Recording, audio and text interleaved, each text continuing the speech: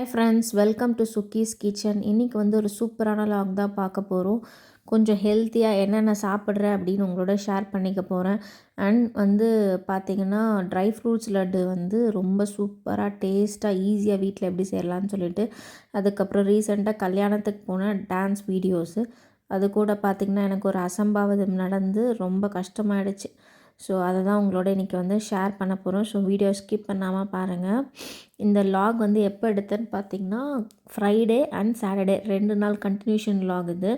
Friday morning பார்த்திங்கன்னா ஒரு 4 மணிக்கு எழுந்து தலைக்கெல்லாம் குளிச்சுட்டு பூஜை ரூம்லலாம் தொடச்சிட்டு அதுக்கப்புறம் பூவெல்லாம் வச்சுட்டு நான் எப்போவுமே ஃப்ரைடே மட்டும் நிலவாசலில் மஞ்சள் குங்குமம்லாம் தடவி வச்சுருவேன். அண்ட் தண்ணீரில் பார்த்திங்கன்னா கொஞ்சமாக பச்சை கற்பூரம், ஏலக்காய், அது கூட பார்த்திங்கன்னா ஒரு லவங்கம் போட்டு தண்ணியில் வச்சுருந்தேன். அப்புறமா பார்த்திங்கன்னா வீடெல்லாம் சாம்பிராணி போடுவேன். ஈவினிங் தான் செய்வேன் ஸ்கூல் இருக்கும்போது. இப்போ வந்து வின்டர் ஹாலிடேஸ் என் பையனுக்கு ஸ்டார்ட் பண்ணதுனால நான் வந்து காலையிலே சரி செஞ்சு முடிச்சிடலாம் அப்படின்னு சொல்லிட்டு செய்ய ஸ்டார்ட் பண்ணிட்டேன். மார்னிங் வந்து பார்த்திங்கன்னா என்கிட்ட வந்து கம்ப்யூட்டர் சாம்பிராணி தான் இருந்துச்சு. ஸோ தேங்காய் அந்த சில்லு இல்லை, தேங்காய் அந்த ஓடு இருக்குல்ல, அதில் வச்சு தான் சாம்பிராணி போடுவோம்ல, அது இல்லாததுனால கம்ப்யூட்டர் சாம்பிராணி எடுத்துகிட்டு அதை வந்து கொளுத்திட்டு அதில் வந்து வெண்கடுகு ஆட் பண்ணிவிட்டு வீடெல்லாம் வந்து நான் காட்டியிருந்தேன். இந்த வெண்கடுகு வந்து பட்டு பட்டுன்னு அப்படி சத்தம்போடு அப்படி பண்ணும்போது இந்த வீட்டில் இருக்கிற டிஷ்டி அந்த நெகட்டிவ் வைப்ரேஷன்ஸ் எது இருந்தாலும் அது வந்து வைப் அவுட் ஆகிட்டு நம்மளுக்கு வந்து பாசிட்டிவாக இருக்கும் அன்றைக்கெல்லாம். அண்ட் நம்ம வீட்டில் வந்து நல்ல காரியம் வந்து நடக்க விடாமல் சில நெகட்டிவ் வைப்ஸை வந்து பண்ணும் அப்படின்னு சொல்கிறாங்க. அதெல்லாம் இந்த வெண்கடுகு வந்து இது பொரியும் போது வீட்டில் இருக்கிற பாசிட்டிவ் வைப்ரேஷன் அதிகமாகிட்டு நெகட்டிவ் வைப்ரேஷன் வைப் அவுட் ஆகிடும் அப்படின்னு சொல்லியிருந்தாங்க. ஒரு ரீசெண்டாக ஒரு வீடியோவில் பார்த்தேன், கேளக்கே சித்தர் நமோ நமக அப்படின்னு சொல்லிட்டு ஒருத்தர் இந்த ஆஸ்ட்ராலஜர் இருப்பார், அவர் வந்து சொல்லியிருந்தார். ஸோ அதை தான் வந்து நான் ஃபாலோ பண்ணுறேன். அவர் சொல்கிறது 1, 2 பார்த்திங்கன்னா ரொம்ப நல்லாயிருக்கும். அதே மாதிரி அவர் சொல்லுவார், காசு வந்து மணி அட்ராக்ஷன், அதாவது நிறைய காசு வேணும் அப்படின்னு நினச்சோன்னா ஒரு வந்து கிளாஸ் பவுலில் அந்த அந்த காசு நம்மக்கிட்ட என்ன இருக்கோ எய்தர் ரூபாவோ இல்லை காயின்ஸோ அது கூட பார்த்திங்கன்னா கொஞ்சமாக பச்சை கற்பூரம், லவங்கம், ஏலக்காய் அது கூட போடும்போது மணி வந்து அட்ராக்ட் ஆகி நம்மளுக்கு வந்து வரும் அப்படின்னு சொல்லுவாங்க. அவர் தான் வந்து இந்த மாதிரி இந்த வெண்கடுகு சாம்பிராணி பற்றி சொல்லியிருந்தார். ஸோ அதை தான் நான் வந்து ஒவ்வொரு செவ்வாய்க்கிழமை இது அப்படி இல்லைன்னா வெள்ளிக்கிழமை பண்ணிவிடுவேன். இன்னொன்று நான் பண்ணுறது என்னன்னு பார்த்திங்கன்னா, இந்த விளக்கு மாதிரி ஒன்று வரும், எப்படின்னா சாணம் விளக்குன்னு ஒன்று சொல்லுவாங்க. அது எனக்கு கரெக்டாக நேம் வரல, மறந்து போச்சு. பசு சாணம் அதுக்கப்புறம் பார்த்திங்கன்னா எல்லாத்துலேயும் சேர்ந்த ஒரு விளக்கு. அந்த விளக்கு வந்து நாட்டு மருந்து கடையில் கிடைக்கும். அது வந்து நம்ம ஏற்றும் போது வீட்டில் ஓமம் பண்ணதுக்கு சமமாக இருக்கும் அப்படின்னு சொல்லுவாங்க. அதோட பேர் வந்து நான் கரெக்டாக ஞாபகம் வரல, வீடியோவில் நான் பேசும்போது பார்த்திங்கன்னா பஞ்சகாவிய விளக்கு கரெக்டுங்களா? இல்லை, பஞ்சகாவிய விளக்கு தான் நினைக்கிறேன். ஆமாம், பஞ்சகாவிய விளக்கு. அதை வந்து நீங்கள் வந்து வீட்டில் நடு ஆளில் கொஞ்சமாக நெய் போட்டு பஞ்சுத்திரி போட்டு நீங்கள் ஏற்றும்போது அந்த அப்படியே அந்த விளக்கு பார்த்திங்கன்னா ஃபுல்லாக வந்து அப்படியே எரிஞ்சிரும். எரியும் போது நீங்கள் வந்து பயப்படாதீங்க, நடு ஆளில் வச்சு அப்படி ஏற்றும்போது அந்த நெகட்டிவ் வைப்ரேஷன்ஸ் எல்லாமே வைப் அவுட் ஆகிட்டு நம்ம வீட்டில் பாசிட்டிவ் வைப்ரேஷன்ஸ் க்ரியேட் ஆகிடும். அதுக்கப்புறம் பார்த்திங்கன்னா அதை பண்ணுவேன். எதர் இது அப்படி இல்லைனா அது 2த்தில் ஏதாவது ஒன்று பண்ணிவிடுவேன். அண்ட் மார்னிங் வந்து பார்த்திங்கன்னா வெஜிடபிள் ஜூஸ் போட்டு குடிச்சிட்டு ஹஸ்பண்டுக்கும் எடுத்து வச்சுருந்தேன். இந்த வெஜிடபிள்ஸ் ஜூஸ் வந்து நான் கொஞ்சம் கொஞ்சமாக தான் குடிப்பேன், ஒரே வாட்டி குடிக்கக்கூடாது. ஒரே வாட்டி குடிக்கிறத கொஞ்சம் கொஞ்சமாக குடிக்கும்போது அந்த சத்து வந்து நம்மளுக்கு நல்லது உள்ளே போகும் அப்படின்னு சொல்லியிருந்தாங்க. சரி, நான் சீக்கிரமாகவே எழுந்து டைம் இல்லை, அன்றைக்கி வந்து லீவ் வெக்கேஷன் ஸ்டார்ட் ஆகிடுச்சு, கொஞ்சம் லேட்டாகவே டிஃபன் செஞ்சுக்கலாம் அப்படின்னு சொல்லிட்டு எப்படியும் நானும் எங்கள் ஹஸ்பண்டும் காலையில் வந்து வெஜிடபிள் ஜூஸை மட்டும் குடிச்சிட்டு டிஃபன் வந்து எதுவுமே சாப்பிட்றதில்ல. லன்ச் வந்து பார்த்திங்கன்னா ஒரு 1:00 1:30க்குள்ளே சாப்பிட்ருவோம். சரி, டைம் இருந்துச்சு, என் பையன் வரைக்கும் தான் இருக்கான். கூட இருக்கிற மதர் இன்லா அதுக்கப்புறம் பார்த்திங்கன்னா ஹஸ்பண்டோட அண்ணா அவங்க வந்து சிஸ்டர் இன்லா வீட்டுக்கு போயிருக்காங்க.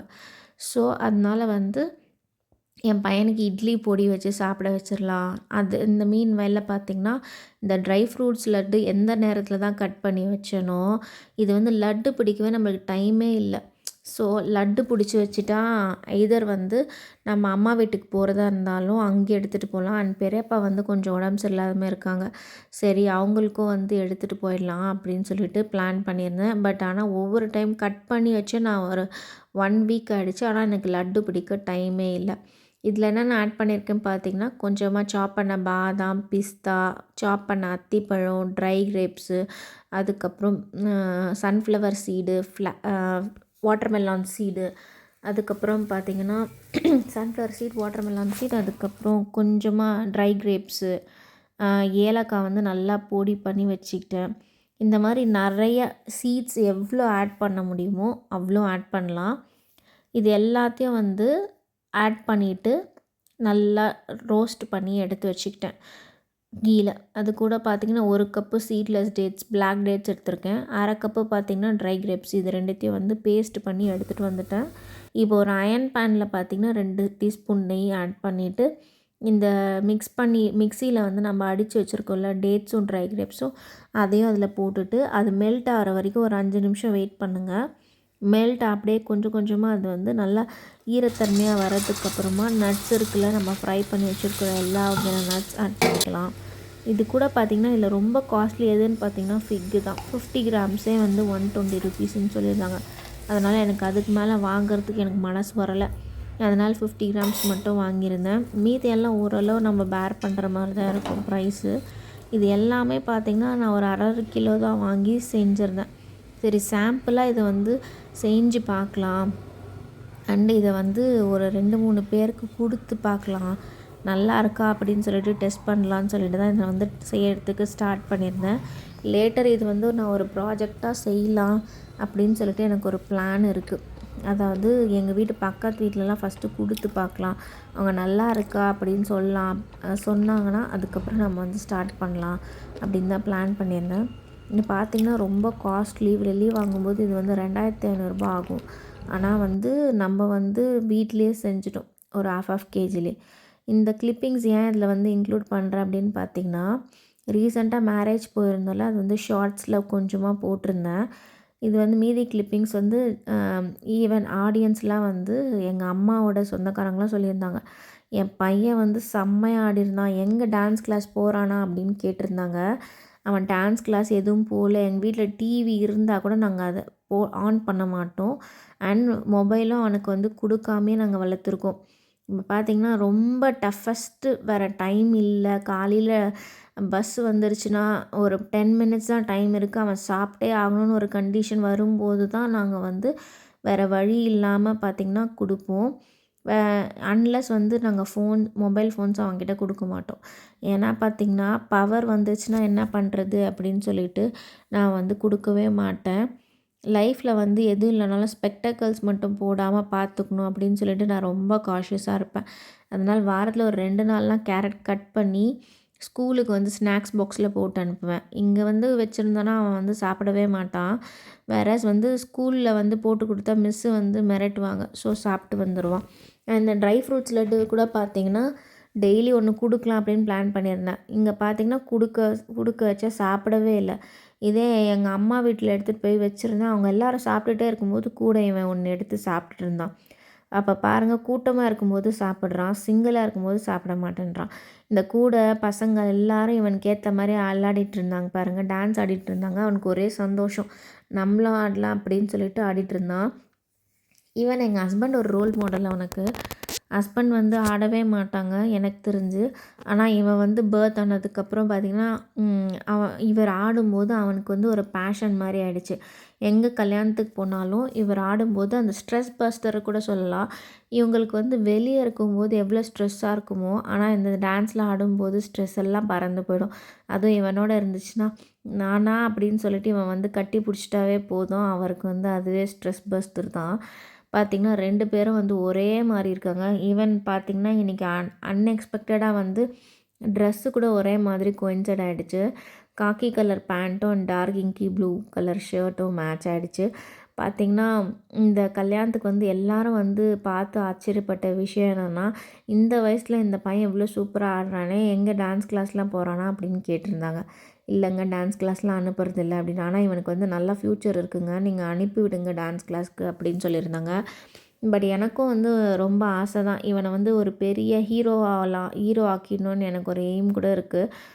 பார்த்திங்கன்னா, இவனுக்கு ரீசெண்டாக வந்து 3 ஸ்டிச்சஸ் போட்டிருந்தப்போ, அப்போ கூட நான் எதுக்கு அழுதேன்னா, இவன் ஹீரோ ஆனால் அந்த அந்த அந்த மேலே இருக்கிறது அசிங்கமாக தெரியும். அந்த ஐப்ரோஸ் கிட்ட அசிங்கமாக தெரியுமேன்னு ரொம்ப ஃபீல் பண்ணி அழுதேன்.